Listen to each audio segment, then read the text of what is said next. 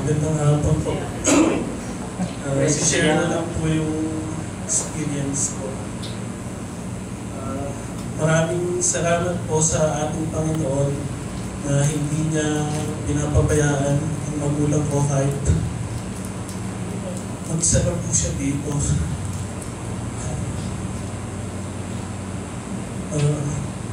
Nagpapasalamat rin po ako sa Panginoon dahil nakarating ako na maayos dito. Naging maayos yung papers ko, naging normal lahat, yung mga medical ko. Talagang pinakinggan niya ang lahat ng mga prayers. Dito sa Jeddah, pati sa mga ng Kamarin, nagpapasalamat rin po ako sa mga kapatid na wala sa arawang nagdasal. Maraming salamat po. Nagkaroon na po sa ating Panginoon. Hindi man po ako pinalad na makapasa sa aking board exam noon. Pero ang isip ko na lang po, may mas magandang plano yung Diyos para sa akin. Amen. Amen. At ito na nga po, nakapag-abroad ako.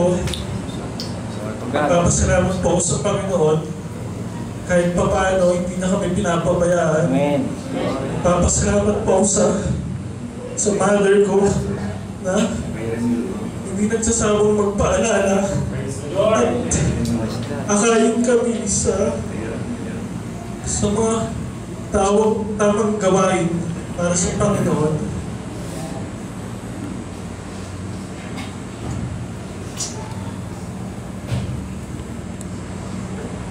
Maraming salamat po sa inyo lahat.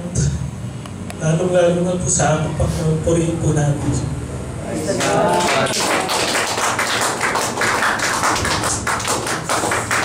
Glory to God. Glory ka, Panginoon.